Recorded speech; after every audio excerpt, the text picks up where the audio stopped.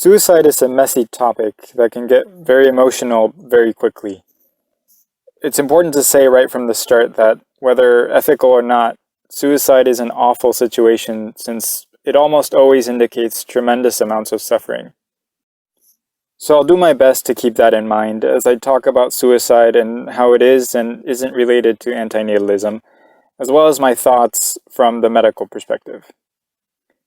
I don't know if antinatalists statistically have higher or lower rates of suicide than the general population, but because antinatalism can arise from a pessimistic worldview, the question of self-termination often comes up. This single word, suicide, encompasses a wide spectrum of circumstances. Because of this wide spectrum, I don't think one can classify suicide broadly as right or wrong. Ethically, it is not always wrong to commit suicide, and it is not always right not to. Antinatalism's core idea does not encourage suicide, but it doesn't necessarily condemn it either. And of course, being an antinatalist does not mean one is automatically suicidal. I think one of the reasons many non-antinatalists seem to confuse the relationship between suicide and antinatalism is that they don't quite recognize that favoring non-existence is not the same as wanting to cease to exist. Most living people have an interest in continuing to exist, and it is harder to justify terminating existence for a person with interests than it is to justify maintaining non-existence for someone who doesn't exist and therefore doesn't have interests. It's also possible that antinatalists think more about suicide than non-antinatalists, but I suspect this would be simply because the ethics of procreation are intertwined with thinking about life and death. And if you take these things seriously enough to change your life decisions, sooner or later you will also consider related topics, such as the ethics of suicide. But again, that doesn't necessarily make you suicidal. Another common point of confusion is the relationship between mental illness and suicide. One could talk for hours about how valid the medical labels for mental illnesses are, and I'll comment on this more on a future episode. But for now, I'll assume they are at least somewhat valid. To start, not all suicides are because of mental illness. There are plenty of people who were never known to be mentally ill who commit suicide. Although one could argue some of these people were simply undiagnosed, one also has to consider the possibility that the suicide was actually done using clear, rational thought. For example, there have been many periods throughout history where people have been apprehended against their will and burned at the stake. Assuming there is no reasonable chance of escape, if that person who is about to be burned alive had the means to quickly and painlessly commit suicide, one would have to be blindly dogmatic to not see that this could be a rational option to take. Granted, this is an extreme example, but there are probably countless analogous situations in the world.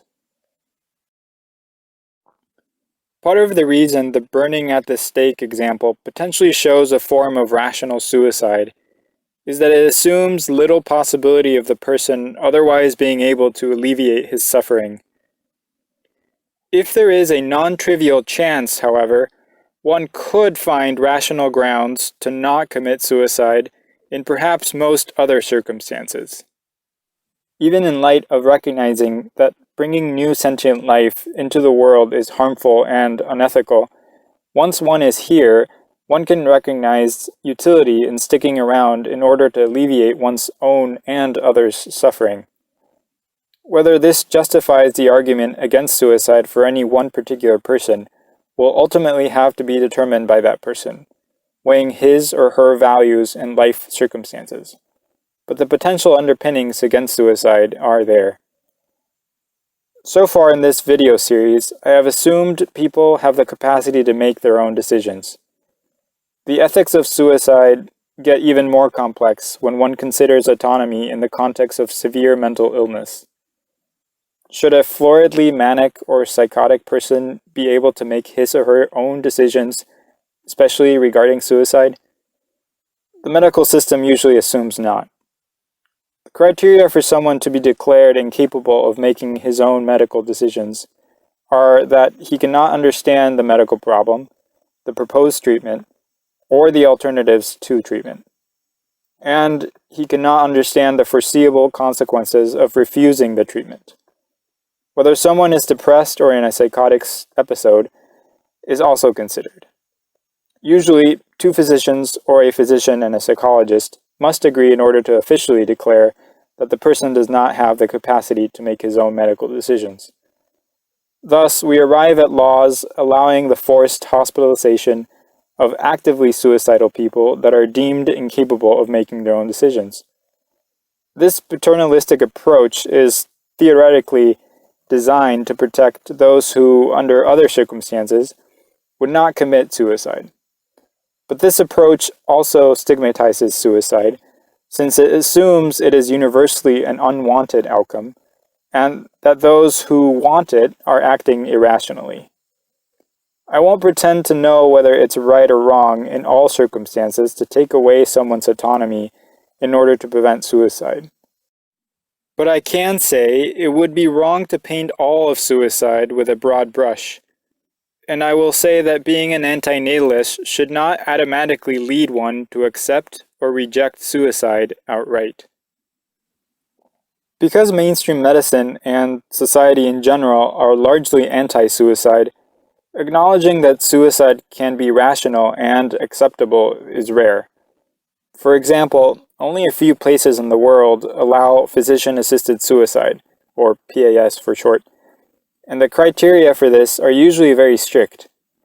Many doctors will privately, but not publicly, support PAS. I think this is mainly because doctors see regularly how bad suffering can be and understand that there are many circumstances where they themselves would want to have help in ending their lives peacefully and painlessly if things got bad enough.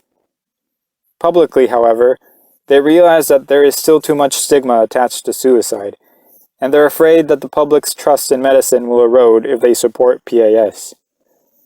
Similarly, many doctors support PAS in principle, but would not themselves offer it to patients.